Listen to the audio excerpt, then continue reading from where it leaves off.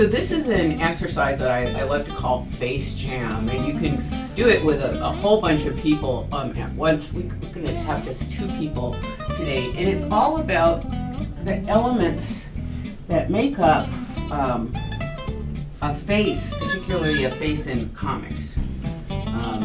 Some simple things, and also this is a little bit about how characters can come about. So I'm just going to divide this into 8. We're going to so we're going to start with the shape of a head. So when I was, I don't know, I was probably about 8 or so.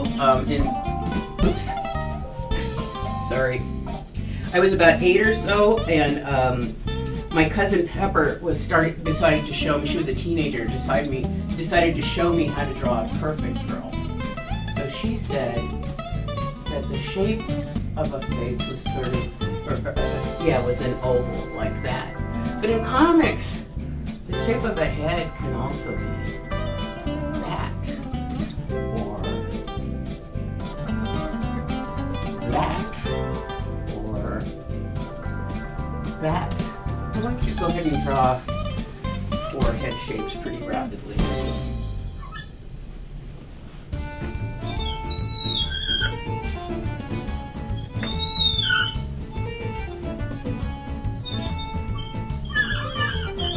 Good. So now we have these shapes. They're going to become characters. So, and then the next thing my cousin said to draw was the neck and shoulders. So she showed me that a neck kind of has this curve to it. And there were shoulders. And then if you're drawing shoulders, you should draw a neckline. And then she scandalized me with this. So this is going to be a girl. So that can be a neck and shoulders. But a neck and shoulders can also be that, or it can be this. So why don't you go ahead and draw some necks and shoulders. Give them a little neck.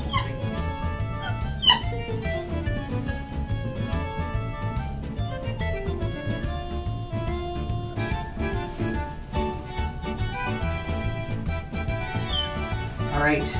So now we have these head shapes, necks and shoulders. And so then my cousin says, so the next thing that's important is hair. And you know, this is a teenage girl that we're drawing. She has to have perfect hair. 1962. This was the hairstyle that everybody wanted, which was this big bouffant. Oh, I forgot. Ears. Actually, it's ears that come next. Nope, it's hair. So there's hair. But hair can also be this.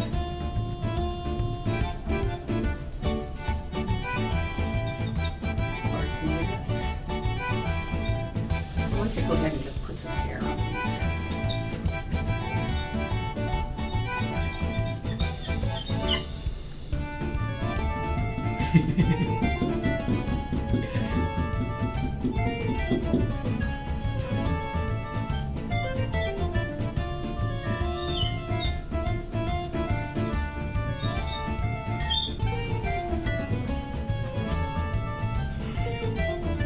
So many choices.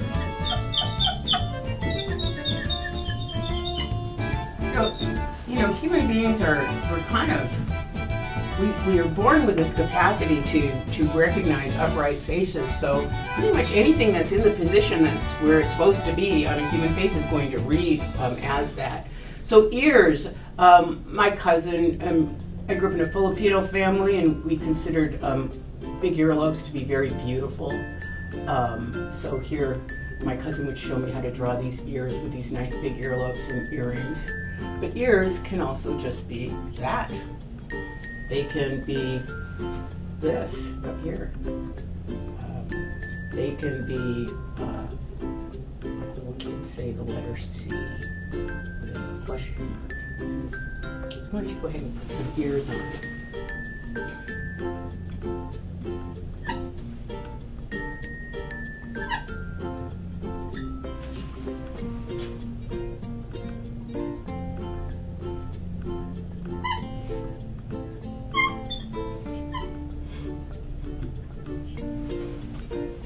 Yeah, this one. Oh. Get it clean. Tiny little ear. There, a little shy.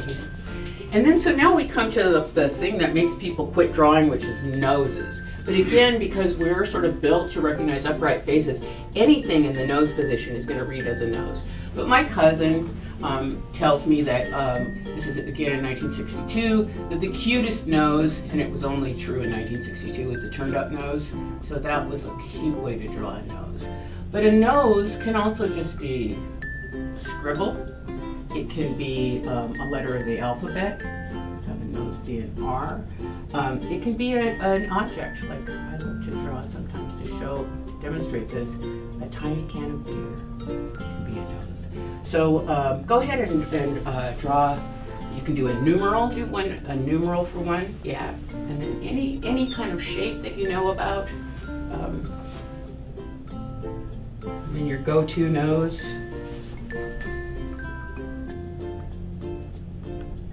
Yeah. So then we have our noses. So now eyes, not eyebrows yet, but eyes. So my cousin told me that, and this is where when you're a little kid it's really hard to do. She says, but the eyes have to be perfectly matched. And that blue eyes were the most beautiful. That's what we all were told in 1962. So she showed me that the way you can make blue eyes is to just do a circle and then put a dot in there, and somehow that's going to read as blue eyes. Right? So that's one way for eyes. But eyes can also be this. Or they can be this.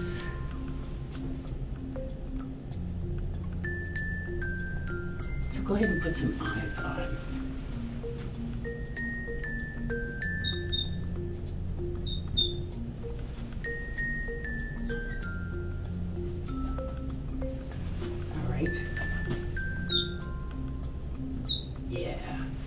Now mouths. So again, 1962, the mouth was, you draw this line here, you put the little Cupid's bow, and there's the perfect teenager's mouth.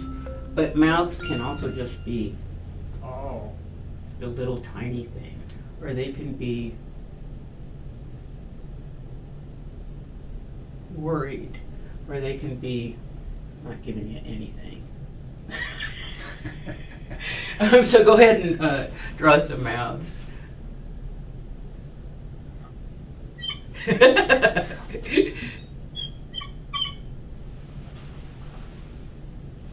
Yeah. Good.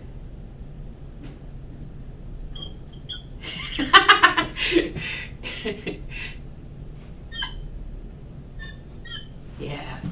So now the last thing is the cartoonist's secret weapon, which is eyebrows. So here's this teenager maybe looking kind of like a neutral, sort of a neutral face, but guess what? She hates you. Just by doing the eyebrows like that, we can make this person look, what's going on? Lifted eyebrows. We can make this person look a little more worried by making them tilted up like this. So go ahead and draw some eyebrows. Make some uneven up.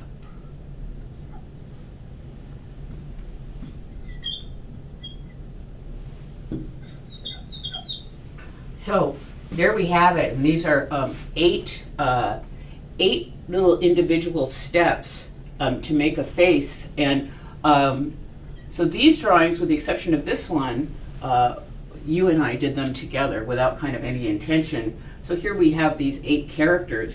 And what I love to ask people after we draw these is a couple questions like, which one's drunk? That guy looks pretty drunk to me too. Which one has just had their heart broken? I'll go with that. Yeah, I'll go with that one too. I've also had my heart broken. Which one is experiencing painful urination?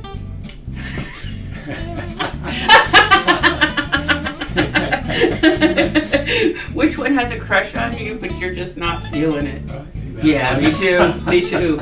So what's wild is I love this idea that these were made without intention. Both you and I did them together, but we can ask, without intention, we can ask what mood these characters are in. And I like this because it lets you know that comics are half what the person is drawing and half the person who's looking at the picture. And when you do this in a group, and each of these characteristics, because you just pass the paper, is drawn by 8 different people. What's phenomenal about it, you can see it here too, is if you hold up the page and you say, if you told somebody one person drew all these pictures, you believe them. There's almost like a line that you and I get together, where it looks like one person did this. This might have been the outlier, but these look like one person. You know what else I find fun to do is clear out. Yes, absolutely. There's some fun things in there. Yeah, it doesn't take much to make people be somewhere.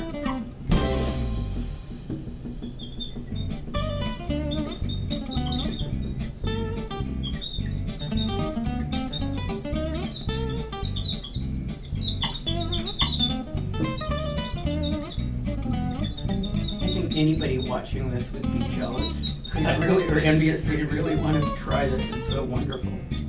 It's really fun.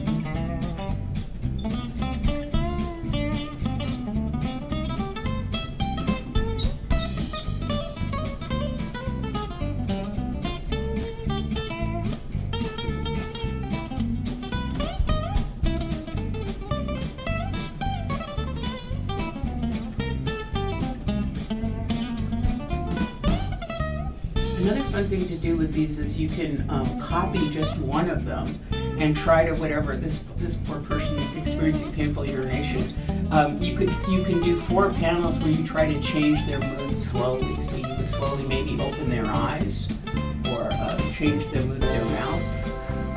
But you can do it that's one of the exercises I do. So you start with one character and then you change their expression over 2 more pictures or 3 more pictures. And it's surprising how pretty much everybody knows how to do it, but without knowing they know how to do it already. Also, the thing that's wild is when you're making a character, I find that I always have to make the face of the character that I'm drawing. I just unconsciously imitate it, and I found that it's really hard to draw a person screaming if I'm smiling while I'm drawing it, or drawing somebody looking calm if my face is like this. So it's funny how I'm curious about that, about the mimicry of the thing that you're drawing with your own face. Yeah. So it looks like the lights off.